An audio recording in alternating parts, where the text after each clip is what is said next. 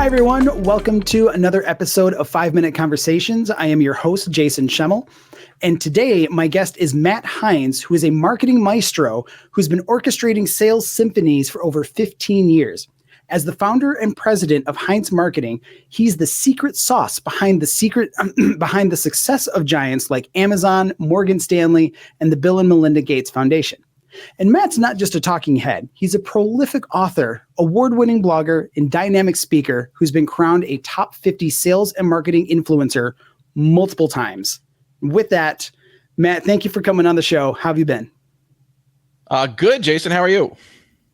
Doing fantastic. Glad to have you here on the show. So we've connected around the content marketing space a few times and everything. How did you get into marketing? Like, what made you want to go down that path as a career? Jason, this has been a giant mistake. I was a political science and journalism major in college, and my first job out of school, I was at a newspaper, ended up at a PR firm, ended up at Microsoft.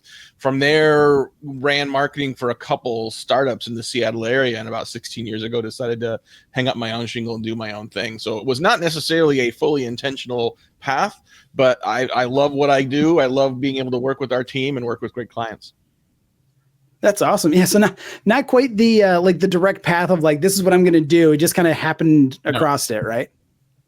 Yeah, I think it's a combination of sort of making intentional decisions in serendipitous ways, right? Being open to new things that come across your path and thinking about, okay, what do I want to learn? What do I want to do? What's going to give me joy? And, just being okay leaving things behind that you may have originally sort of committed to or thought was great, but it doesn't really follow through. I think so many things, Jason, in life are written in pencil. There are things that are written in magic marker, but a lot of life is pencil. And so your ability to sort of erase and pivot, I think, is important. Absolutely. And so then even back then where like you might have had your sights set on political sciences and everything, was it scary at all? Were you nervous about pivoting and going into marketing, or was it just more of a natural thing of like, oh, I kind of have a knack for this. I'm just going to see where this goes? Oh no, it was terrifying. It's terrifying every step. Especially like, my parents are from the Midwest. They're very risk adverse. They had the same job for 35 years. So when I told them I was going to leave what I had studied and go even just from journalism to PR, I mean, they didn't really understand that move either. And, I'm 23 years old or something, so I'm not really sure what I'm doing, but I'm like, well, this job seems more interesting. And then I went to Microsoft where everyone's an MBA and I'm journalism major. I've never taken a business class. And so there's a hell of a lot of imposters at every one of those steps. And at zero of those steps, did anyone ever say, this is the right choice? This is guaranteed to work. This is absolutely the right path you should take. Like, no one knows that. I don't even know that. So sometimes you just have to make the best possible guess and know that if it doesn't work out, you can pivot again. Right. And I think that's something a lot of people tend to forget. It's that, I'm down this path. I put already the time and effort. I'm, pot committed or, whatever. So I have to stay this, even though I'm not happy, I'm not fulfilled, things like that. And they're afraid to make that move because of the uncertainty, and like the imposter syndrome definitely kicks in too. Lord knows I've dealt with that and still do now, even to this day. Yeah, or you see what other people are doing and you think that's the path I have to follow. Well, no, it's not. That's their path. Like, what's your path? What are you passionate about? Who are the people that you want to impact in your life? What makes you happy? And how do you pursue those things together? Your path is going to be unique. It's not going to look like anybody else's path. And that can be scary because it seems like you're sort of figuring it out as you go.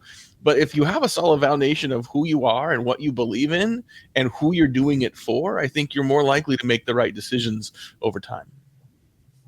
I think so too. And especially when you start making that decision of like, I'm going to consider this, I'm going to try this. And then you start finding other people who are along a similar path. Because like you said, it's not the same path. No two people's paths are the same. But if you start intersecting and crossing paths with people, you're like, oh, maybe we can be on this journey together for a bit. It's not going to be forever, but people are going to be a little bit further along than you. You're going to be a bit further along than other people. And sometimes it's nice to help them along, to be like, hey, it's okay. I've been there too. Sometimes you're looking for a mentor and sometimes you are the mentor. Well, and also just being really clear about what's most important to you. You can't have everything. I'm competitive enough. I get jealous seeing companies that are bigger than us, growing faster than us, that are doing more than we're Mhm. doing. But I also know if I wanted to pursue that, I would have to sacrifice other things in my life.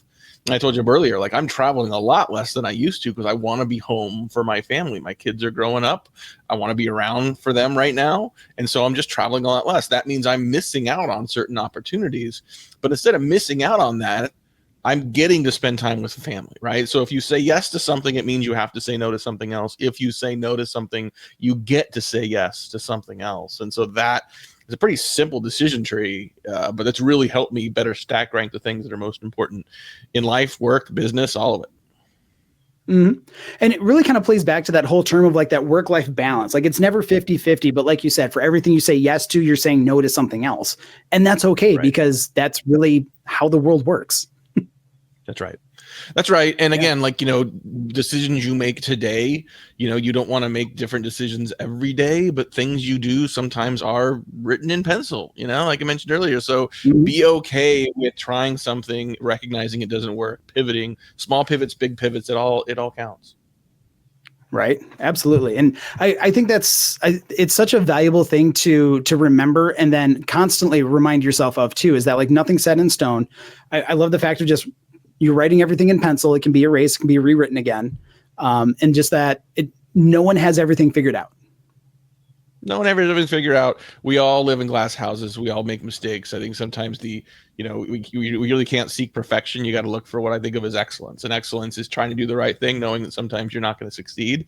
But how you respond, how you react, how you pivot, how you adjust and correct, that matters more. It really means everything.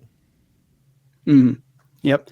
And I think that I wish I could go into this more, but we're only stuck to 5 minutes. So I think that's a good stopping point right there. So, Matt, I want to thank you so much for your pearls of wisdom here. I really hope that listeners watching this one are going to get a lot of useful info on there and reminded that just take out your pencil. It's okay to take out the eraser too. Use the eraser. Use the pencil, and just be intentional. Absolutely. Matt, thank you so much for coming on the show, man. It's a pleasure talking to you. It's my pleasure. Thank you.